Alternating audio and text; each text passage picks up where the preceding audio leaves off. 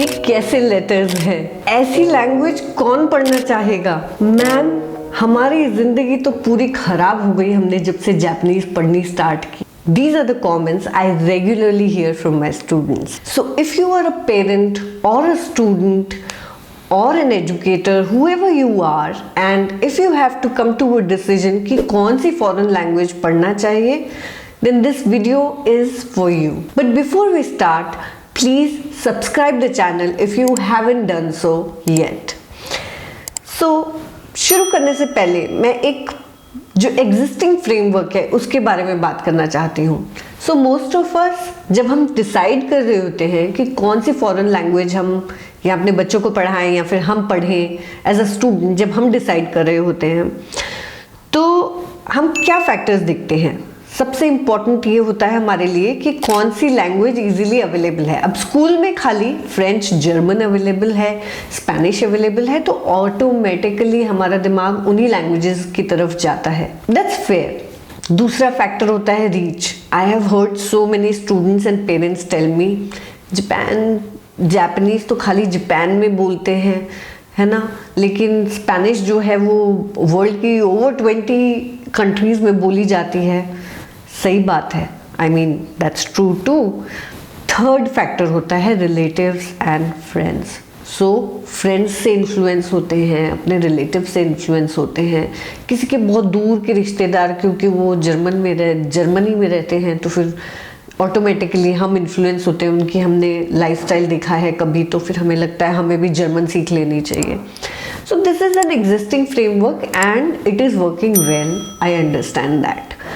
But there is another method of arriving at this decision which might be more objectively useful to you.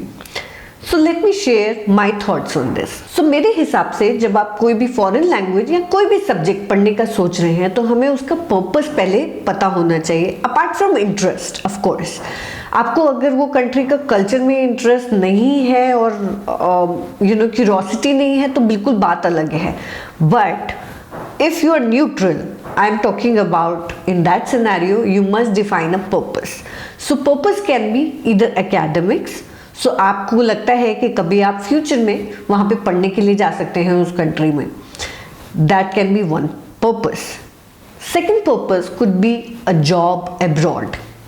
So हो सकता है कि आपके दिमाग में हो कि आप उस कंट्री में कभी बाद में फ्यूचर में काम करने के लिए जाएंगे. Third purpose could be a job in your own home country, right? Foreign languages में बहुत सारी जॉब अपॉर्चुनिटीज होती हैं. हो सकता है कि आपके दिमाग में ऐसा हो कि फिर आपकी करियर ग्रोथ के लिए हेल्पफुल होगी. Definitely. I'm not talking about students who are pursuing language as a hobby. देखिए हॉबी की तरह तो हमें जो भी कल्चर में इंटरेस्ट है हमें डेफिनेटली वो लैंग्वेज परस्यू करनी चाहिए. I am purely talking from a perspective where you will consider learning a language sincerely and for a longer duration, not just as a hobby but in a structured way for your future growth, right? So हम पहले reason पे आ जाते हैं. अगर आपके दिमाग में reason number 1 है academics, right, in that case आप क्या फैक्टर्स देखेंगे? आप देखेंगे कि उस कंट्री में क्वालिटी ऑफ एजुकेशन कैसी है. जिस भी कंट्री की भाषा आप सीखने जा रहे हैं वहाँ की क्वालिटी ऑफ एजुकेशन कैसी है, स्टैंडर्ड ऑफ एजुकेशन कैसा है. It is very important to know. Second is tuition fee. Tuition fee affordable है कि नहीं है, right? I mean, this is an important consideration for most people, so you must look at that also. Availability of scholarships. बहुत सारी countries में ज़्यादा scholarships available होती हैं इंटरनेशनल स्टूडेंट्स के लिए, so you should always keep that in mind as a deciding factor. After all, it's an important decision, right? And little bit of play right now, little bit of effort in your decision making right now can really bring down the cost of academics for you in future. So these are the 3 things that you must consider if you are choosing reason number 1, which is academics. Now let's move to second reason, which is pursuing a job abroad.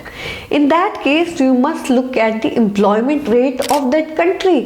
उस country की employment rate, is it high, is it low, वहाँ पे jobs हैं भी कि नहीं है, right? So it's definitely an important consideration. वहाँ पे अगर नेटिव्स के पास ही जॉब नहीं है, सो इवेलुएट करिए. दूसरा है वहाँ पे अपॉर्चुनिटीज़ कितनी हैं. एक ही सेक्टर है, खाली कंस्ट्रक्शन है, खाली एक ही IT सेक्टर है, कि बहुत सारे सेक्टर्स में बहुत सारी एम्प्लॉयमेंट अपॉर्चुनिटीज़ हैं.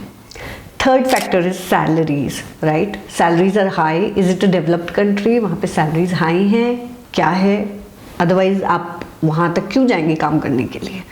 सो these are the important considerations if your reason is number 2, which is pursuing a job abroad. Third is job in your home country. आप अगर इंडिया में रहते हैं, जहाँ पर भी रहते हैं, we have viewers all across the globe. So वहाँ पे आप ये देख सकते हैं कि आपकी होम कंट्री में उस कंट्री की कितनी कंपनीज प्रेजेंट हैं, right? Number of companies.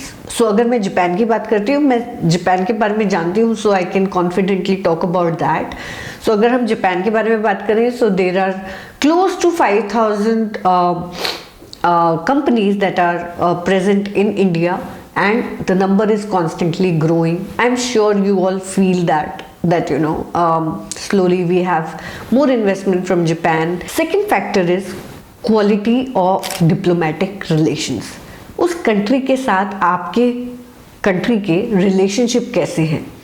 So अगर मैं जापान की बात करती हूँ, तो इंडिया और जापान के जो रिलेशनशिप हैं, they are always been very amicable. हमेशा से बहुत अच्छे रिलेशनशिप है. और अभी रिसेंटली आपने देखा होगा कि हमने बहुत सारे पैक्ट साइन किए हैं, बहुत सारी ट्रीटीज साइन की हैं. So that is an important factor. नहीं तो कई बार कंट्रीज़ के रिलेशनशिप ख़राब हो जाते हैं. अभी रिसेंटली हमारे सामने एग्जाम्पल है कनाडा का, जहाँ पे बहुत सारी बच्चों ने अप्लाई किया हुआ था, and lot of things happened. I don't want to get into that right now, but it is definitely an important factor if you want your safety and your children's safety.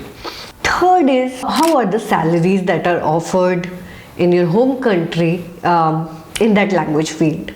So क्या वो salaries low है, high है, कितनी demand में है? Do you get premium for that language or not? So these are some of the important factors to consider when you're choosing a language to study. ये कोई random decision नहीं होता है.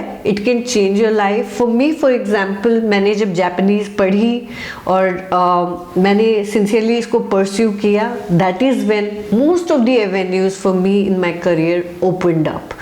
So I hope this video was helpful to you. And if you find such videos helpful, please subscribe this channel and like this video.